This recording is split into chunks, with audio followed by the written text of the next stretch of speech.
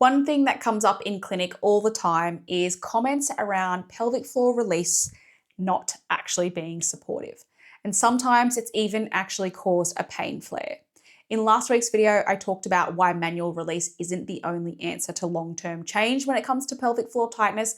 But today I want to unpack this a little bit deeper and dive into why it can actually make things worse. One of the most common drivers of pelvic floor tightness is the nervous system. When someone has been living with ongoing cyclic pain and inflammation, this can actually create a nervous system that is in more high alert. The system becomes more sensitized and more reactive. Clinically, we often refer to this as central sensitization. In this state, the system is no longer only responding to things happening at the tissue level.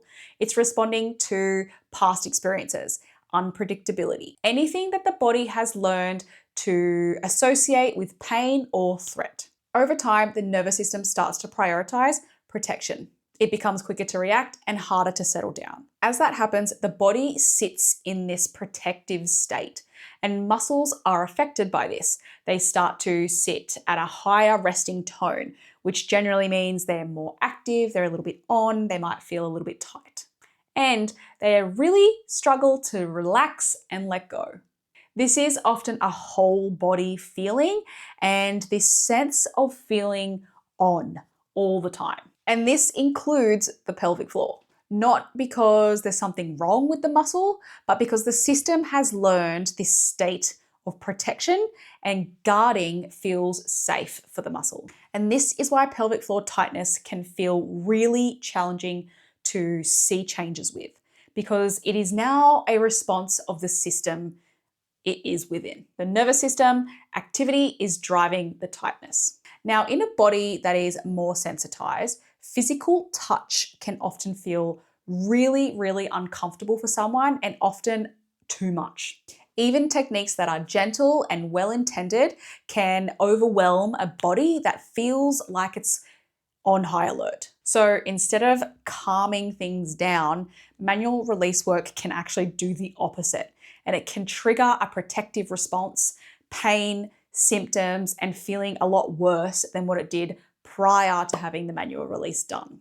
I've seen this so many times in the clinic when it comes to pelvic floor release, even manual release work like in the deep glutes, but also even just with full body massage. Sometimes it feels really good in the moment, like it's actually needed, and it's not until after that everything starts to backpedal. A flare happens and it's often more significant than a usual flare pattern. Part of this is because there is quite a lot of inflammation and quite a lot of tension and tightness within the pelvic floor, and it's often a guarding and protective response of the muscle. And when the tension is challenged with the release technique, the nervous system doesn't actually interpret that as relief, but rather something of a threat. Sometimes muscles that have been guarding for a really long time actually respond to release work with more tension and tightness and a spasmy-like feeling rather than relief. Nerves in the area can also be irritated and react strongly to touch or even pressure that wouldn't actually normally be problematic.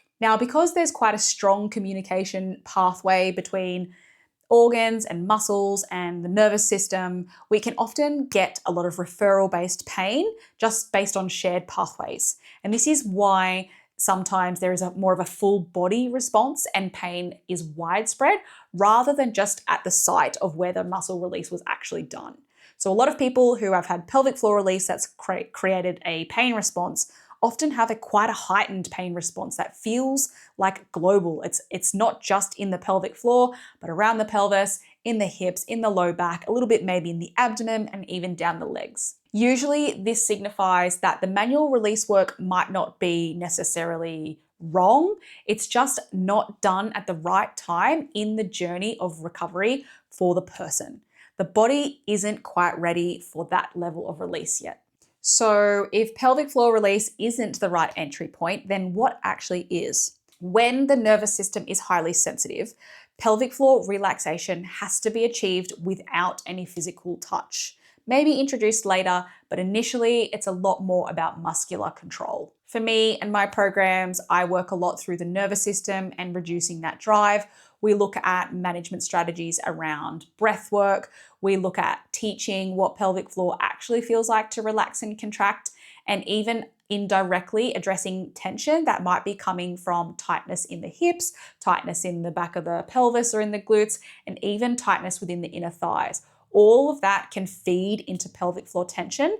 And if we release it and we work on down regulating it, it can indirectly impact pelvic floor tension without even having to touch it. We have to provide a space for the body and the muscles to actually feel safe enough to let go so that we can then access the muscle range of motion properly and then retrain it how to do its job properly. As an exercise physiologist, I look at the body beyond the pelvic floor.